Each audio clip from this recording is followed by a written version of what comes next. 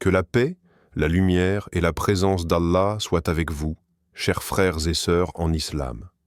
Dans un monde rempli de confusion, où beaucoup cherchent la richesse, la chance et la réussite à travers des objets, des rituels ou des croyances étranges, l'islam nous invite à une voie plus pure, celle de la vérité, de l'intention sincère et de la confiance en Allah. Certaines pratiques circulent sur les réseaux sociaux, affirmant que des objets simples, comme le vinaigre, placés dans certains endroits attireraient la richesse. Mais que dit réellement l'islam à ce sujet? As-tu déjà ressenti que ton cœur cherche la bénédiction, mais sans tomber dans la superstition? T'es-tu déjà demandé pourquoi certaines personnes ont peu, mais vivent dans l'abondance du cœur? Et si la vraie richesse ne se trouvait pas dans un objet, mais dans l'obéissance à Allah? Dans cette vidéo, tu vas découvrir la vérité islamique derrière le vinaigre. Ce que le prophète, que la paix et le salut d'Allah soient sur lui, en a réellement dit. Et la réaction claire et rationnelle que donnerait Dr Zakir Naik face à ses croyances modernes. Tu ressentiras un apaisement, une clarté et une libération spirituelle. Allah dit, « Si vous êtes reconnaissant, très certainement, j'augmenterai mes bienfaits pour vous. » Sourate Ibrahim 14:7. Abonne-toi à Parole qui réveille, like, commente et partage cette lumière autour de toi. Cette vidéo n'est pas un hasard. Elle est une lumière envoyée par Allah pour toi. C'est une mission divine. 1. Le vinaigre, en islam, une nourriture, pas un talisman. Dès les premières secondes, il est essentiel de poser une vérité claire et apaisante. En islam, le vinaigre est honoré pour ce qu'il est réellement, une nourriture simple et bénéfique, et non pour ce qu'on lui attribue à tort. Le prophète, que la paix et le salut d'Allah soient sur lui, a dit « Quel excellent condiment que le vinaigre !» rapporté par Muslim. Cette parole prophétique touche le cœur par sa simplicité. Elle ne parle ni de richesse, ni de chance, ni de pouvoir caché, mais d'un aliment humble, accessible et suffisant. À travers cette parole, le prophète, que la paix et le salut d'Allah soient sur lui, nous enseigne une vision du monde libéré de l'illusion matérielle. Beaucoup de cœurs, aujourd'hui, cherchent la baraka dans des objets. Ils veulent attirer la richesse, repousser le mal, sécuriser leur avenir à travers des pratiques prétendument spirituelles. Mais l'islam vient purifier cette quête. Jamais le prophète, que la paix et le salut d'Allah soient sur lui, n'a enseigné que le vinaigre ou tout autre objet possède un pouvoir autonome capable d'attirer la chance ou la richesse. Dr Zakir Naik expliquerait avec clarté que transformer un aliment en source de chance est une déviation subtile, une superstition déguisée, et que l'islam la rejette fermement car elle détourne le cœur de sa véritable direction, Allah. Spirituellement, le vinaigre symbolise la modestie. Il n'est ni sucré, ni luxueux, ni recherché pour le plaisir excessif. Il représente cette vie simple que le prophète, que la paix et le salut d'Allah soient sur lui, a choisi volontairement, même lorsqu'il avait la possibilité de vivre dans l'abondance.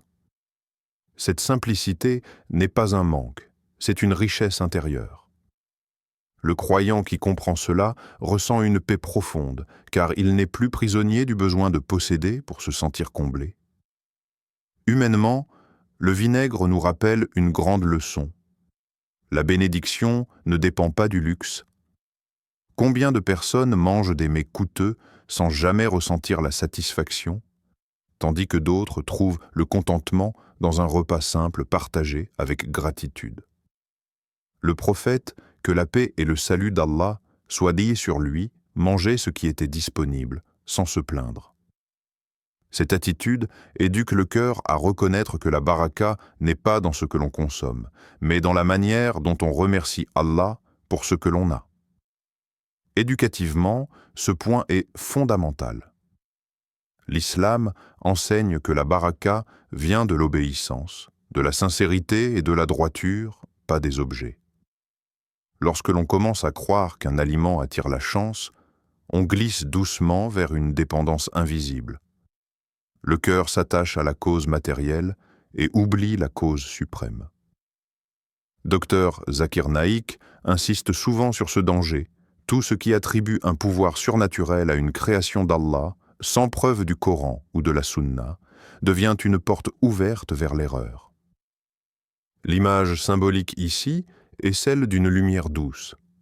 Le vinaigre, par sa simplicité, éclaire le chemin du croyant vers l'essentiel.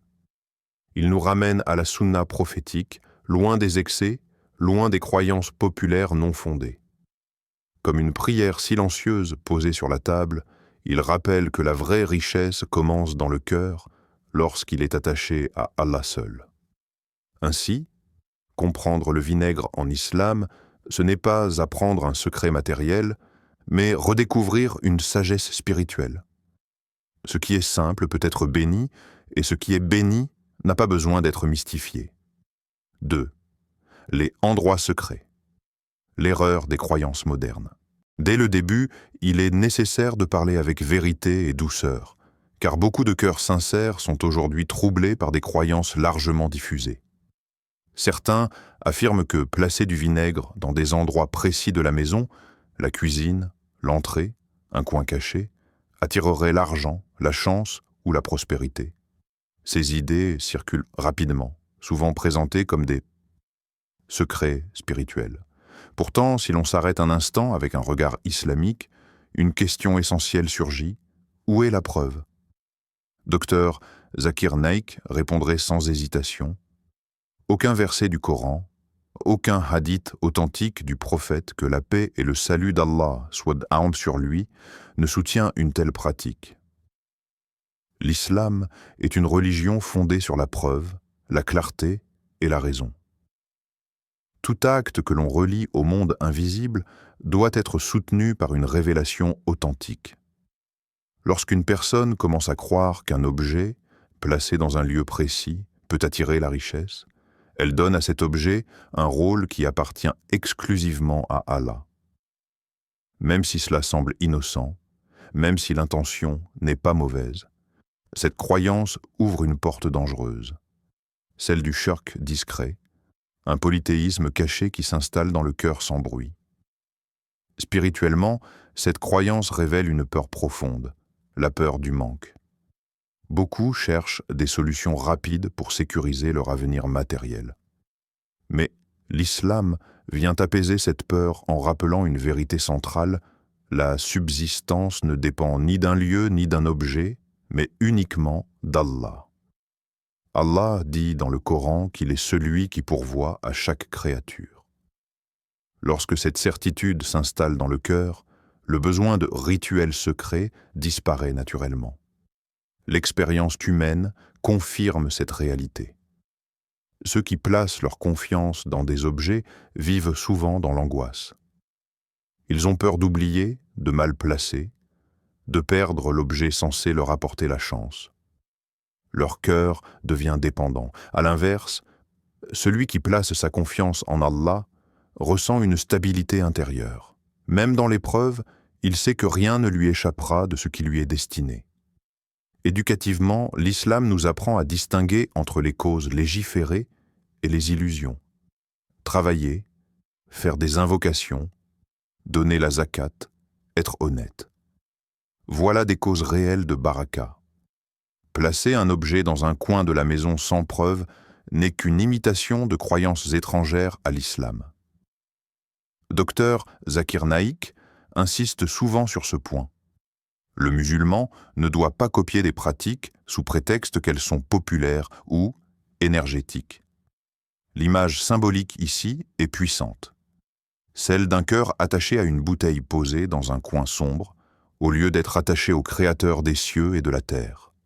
Ce cœur devient prisonnier d'un faux espoir. L'islam, au contraire, libère. Il redresse l'orientation intérieure du croyant, de l'objet vers Allah, du secret vers la lumière, de la peur vers la confiance. Comprendre l'erreur des endroits secrets, c'est retrouver la dignité spirituelle du croyant, celui qui sait que rien n'attire la richesse si ce n'est la volonté d'Allah, et que rien ne protège mieux que la foi sincère. 3. La vraie baraka. L'intention et la gratitude. Dès les premières secondes, cette vérité doit toucher le cœur. En islam, la baraka ne réside pas dans la chose elle-même, mais dans l'intention qui l'accompagne. Si le vinaigre peut être une source de baraka, ce n'est ni par sa nature, ni par son emplacement, ni par un pouvoir caché, mais uniquement par l'état du cœur de celui qui l'utilise. Lorsque le croyant mange avec reconnaissance, en se rappelant qu'Allah est celui qui a pourvu à ce repas, même le plus simple devient une richesse spirituelle. Le prophète, que la paix et le salut d'Allah soient sur lui, a vécu des périodes où il n'y avait presque rien dans sa maison. Parfois, plusieurs nuits passées sans qu'un feu ne soit allumé pour cuisiner. Pourtant, son cœur n'a jamais été pauvre. Il était rempli de confiance, de patience et de gratitude. Cette vie prophétique nous enseigne que la baraka ne suit pas l'abondance matérielle, mais la présence d'Allah dans le cœur. Celui qui comprend cela cesse de courir derrière les objets et commence à travailler sur son intention. Allah dit clairement dans le Coran: « C'est lui qui donne la subsistance. » Sourate Hud 11, 6. Ce verset replace l'ordre des choses. La nourriture n'est qu'un moyen, et le moyen n'a aucun pouvoir sans la volonté d'Allah. Dr Zakir Naik insiste souvent sur ce principe fondamental. Confondre le moyen avec la source est une erreur spirituelle. La vraie baraka ne se mesure pas en quantité accumulée, mais en sérénité ressentie.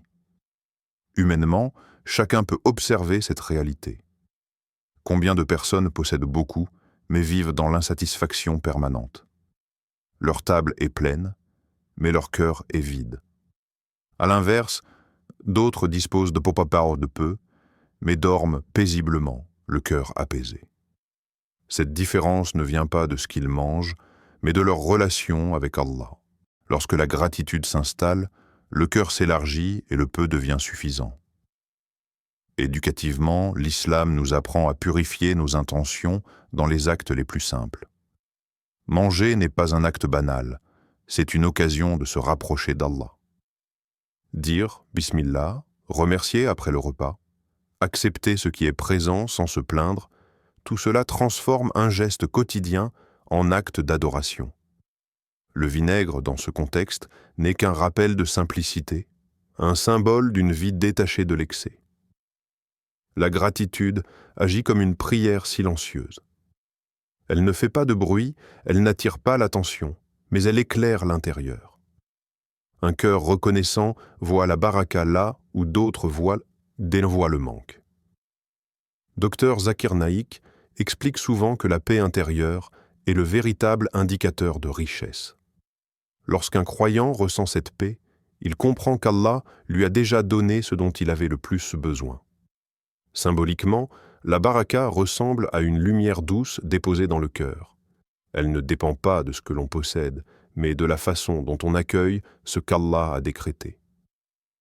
Le vinaigre, simple et discret, devient alors un miroir spirituel.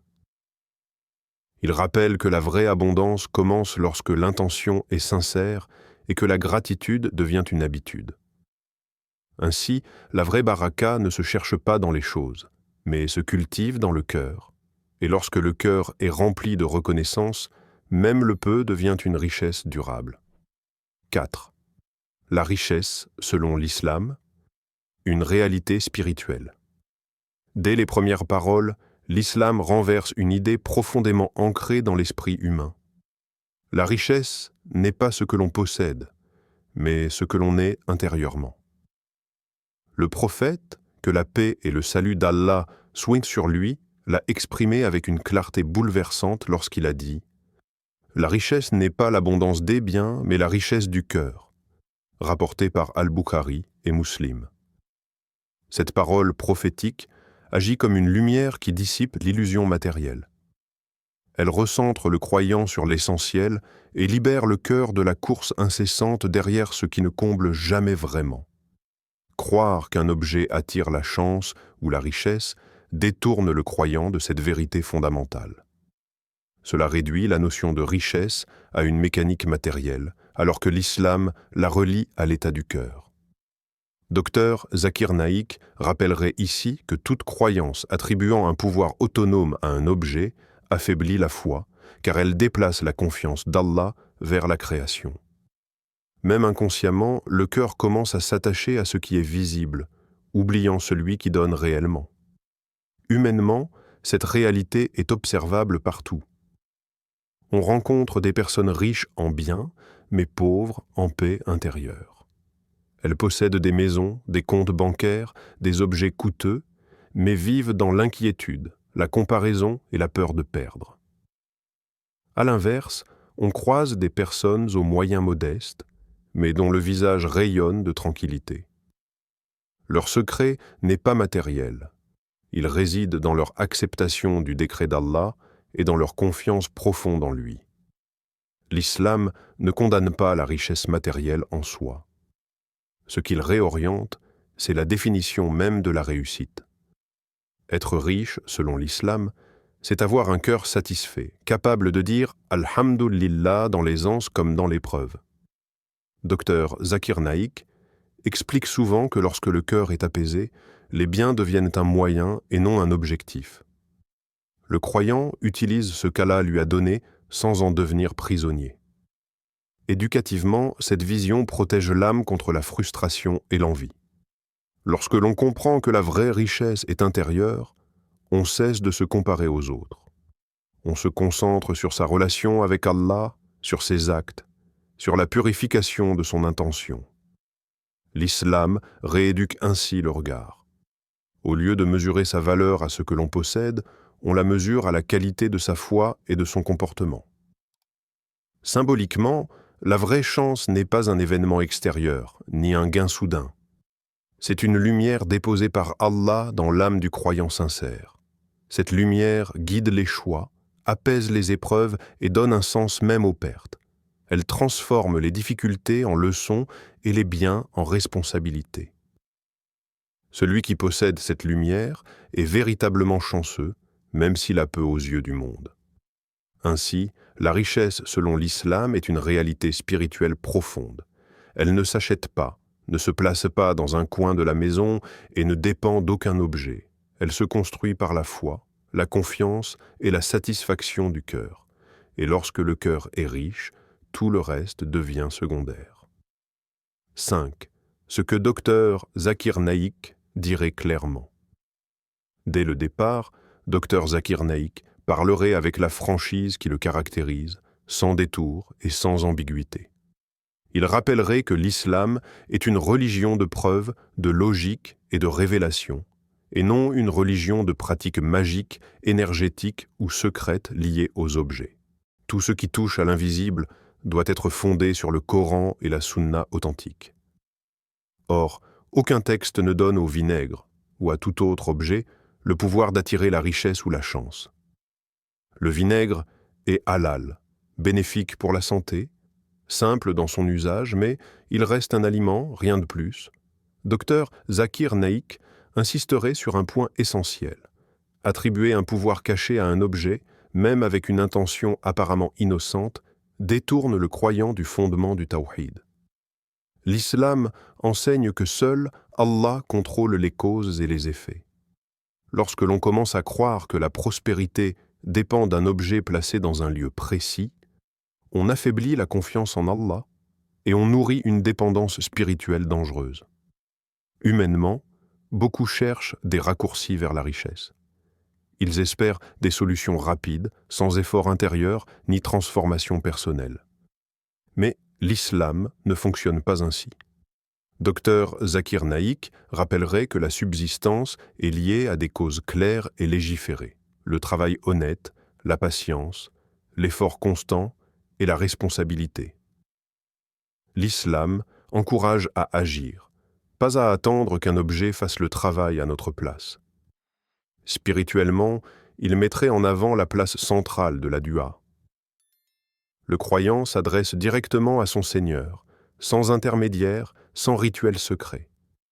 La dua est un acte d'humilité, une reconnaissance de notre dépendance totale envers Allah. Contrairement aux pratiques superstitieuses, elle renforce la foi au lieu de l'affaiblir. Elle connecte le cœur à Allah et non à la création. Dr Zakir Naik parlerait également de la zakat, pilier fondamental de l'islam souvent oublié lorsqu'on parle de richesse. Donner pour Allah ne diminue jamais les biens, au contraire, cela les purifie. La zakat attire la baraka parce qu'elle repose sur l'obéissance, la justice sociale et la compassion. Aucun objet ne peut remplacer cet acte d'adoration.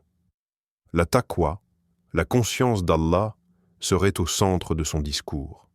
C'est elle qui protège le croyant des illusions et des fausses promesses.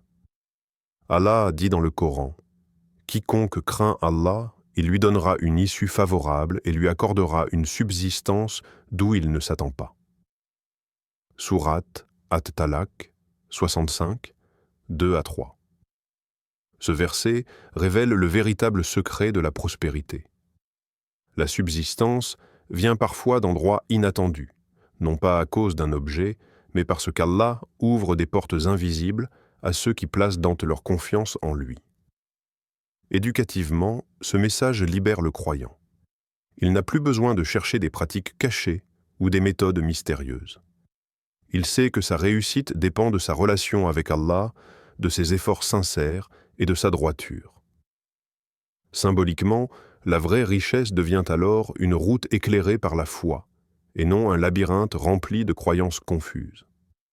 Ainsi, ce que Dr Zakir Naik dirait clairement peut se résumer en une vérité simple et puissante. Le vrai secret n'est pas dans les objets, mais dans la crainte d'Allah, l'action juste et la confiance totale en lui. Frères et sœurs, retenons une chose essentielle. L'islam est une religion de clarté, pas de mystère trompeur. Le vinaigre n'attire ni la richesse, ni la chance par lui-même. Ce qui attire la baraka, c'est la foi sincère, l'intention pure et la confiance totale en Allah. Lorsque nous remplaçons les croyances superstitieuses par la connaissance authentique, notre cœur respire enfin. Aujourd'hui, tu as découvert que la vraie abondance ne se cache pas dans un objet ou un endroit secret, mais dans une relation sincère avec ton Seigneur. Le prophète, que la paix et le salut d'Allah soient sur lui, nous a montré une voie simple, humble et lumineuse. Plus nous nous en rapprochons, plus notre vie s'apaise. Abonne-toi à Paroles qui réveillent, partage cette lumière autour de toi et aide d'autres cœurs à se libérer des fausses croyances. Merci d'avoir ouvert ton cœur à cette parole. Que la paix d'Allah t'accompagne, qu'il purifie ton intention et remplisse ta vie de baraka. Allah dit, en vérité, c'est par le rappel d'Allah que les cœurs s'apaisent. Sourate Ar-Ra'd 13, 28. Qu'Allah nous guide vers la vérité, nous protège du shirk caché et nous accorde la richesse du cœur. Amen.